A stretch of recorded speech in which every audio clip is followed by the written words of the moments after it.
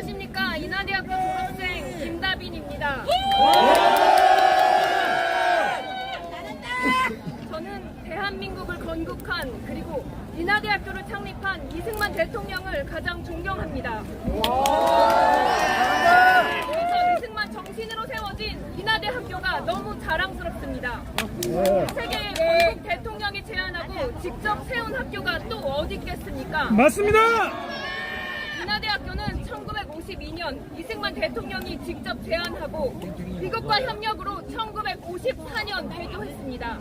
즉 인하대는 이승만 대통령이 미국과의 협력을 통해 만든 위대한 애국학교입니다. 이승만 대통령은 인하대학교를 설립하며 이렇게 말씀하셨습니다.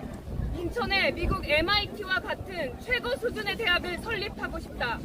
그러나 지금 인하대학교 그리고 대한민국은 이승만 대통령이 세운 자유민주주의의 정신이 무너지고 있습니다. 공산주의자들과 반이승만 세력들은 거짓 역사를 퍼뜨리며 대한민국의 정체성을 흔들고 있습니다. 맞습니다.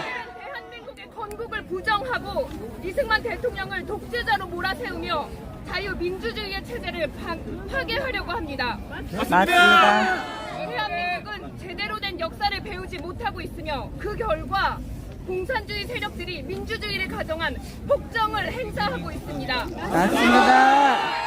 반드시 이승만 대통령의 자유민주주의의 정신을 되찾아야 합니다. 과거 저는 대학을 다닐 때 이상했습니다. 분명 독재자라고 배운 이승만이 왜 국민들의 문맹률을 없애려고 했으며 또 교육의 일환으로 인하대학교를 설립했는지 의아했습니다. 독재자라면 국민들을 멍청하게 만들고 똑똑한 사람들은 저 캄보디아의 킬링필드처럼 처참하게 죽여야 합니다. 하지만 이승만 대통령은 그러지 않았습니다. 맞습니다. 오히려 대한민국의 경제 발전과 산업기술 인재 양성을 목표로 하셨고 그 증거로 이 인하대학교를 설립했습니다. 맞습니다. 인하대학교 학우 여러분, 졸업생 여러분, 교수님들, 우리는 반드시 대한민국의 진짜 역사를 알아야 합니다. 조선시대는 양반과 쌍놈이 구분되는 철저한 신분제 사회였습니다. 조선의 모습은 북한의 주체 사상과 비슷했고 조선시대의 지배층이었던 이 지주 세력은 일제강점기에 친일파로 활동했습니다. 일제가 패망하고 미 군정이 들어서자 이들은 친미 세력으로 갈아탑니다. 그리고 그들은 이승만 대통령을 초대 대통령으로 세우며 한 가지를 요구했습니다. 이승만 선생을 대통령으로 받들 테니 대신 기득권을 보장해달라. 즉 조선시대부터 내려오던 신분제 사회를 신생 대한민국에서도 유지해달라는 것입니다. 하지만 이승만 대통령은 그들의 요구를 받아들이지 않았습니다. 우리의 건국 대통령은 평생 신분제를 혐오하셨던 분이었습니다. 일제강점기 시절에도 너무 가슴 아프지만 일본 놈들로 인해 양반 쌍놈 제도가 없어진 건 속 시원하다라고 하셨을 정도였습니다.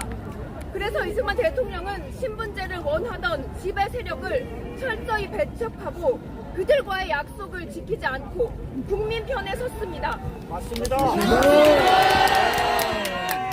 반발한 이 세력이 반이승만 세력. 여러분, 이 반이승만 세력이 누군지 아십니까? 바로 오늘날의 저 더불어민주당, 저 더불어공산당의 뿌리입니다. 맞습니다.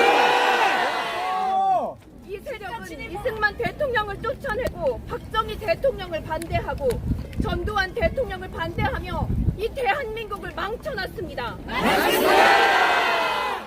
이들은 겉으로는 민주화 세력이라고 포장하지만 본질적으로는 대한민국의 정체성을 부정하는 세력입니다. 만약 이승만 대통령이 그들을 버리지 않고 그들에게 기득권을 보장했다면 대한민국은 건국 당시부터 필리핀이나 중남미 국가처럼 부정부패로 망가졌을 겁니다.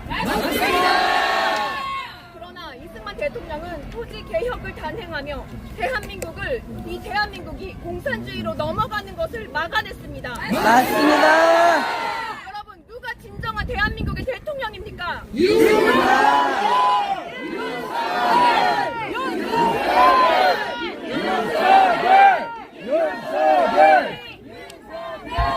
그 박정희 대통령이 등장하여 이승만 대통령이 세운 대한민국 위에 강력한 시스템을 구축했습니다. 그 결과 대한민국은 한강의 기적을 이뤘고 세계가 부러워하는 나라로 성장했습니다. 맞습니다. 유럽은 300년에 걸쳐 발전했습니다. 하지만 대한민국은 위대한 지도자가 있었기에 불과 30년 만에 기적을 만들어냅니다. 이게 바로 국뽕입니다. 한 대한민국 국민으로서의 자부심입니다. 맞습니다. 그러다 김대중이 들어서고 김일성을 찬양하는 주사파, 즉 운동권 세력을 정치권에 끌어들입니다. 이 주사파는 대한민국 정치권에서 더욱 강력한 영향력을 행사하게 되었습니다. 그들은 이승만 대통령의 정신을 지우고 역사를 왜곡하며 대한민국을 적화통일하려고 하고 있습니다. 맞습니다. 그리고 제4.3 사건과 같은 역사적 사건들도 바로 보아야 합니다.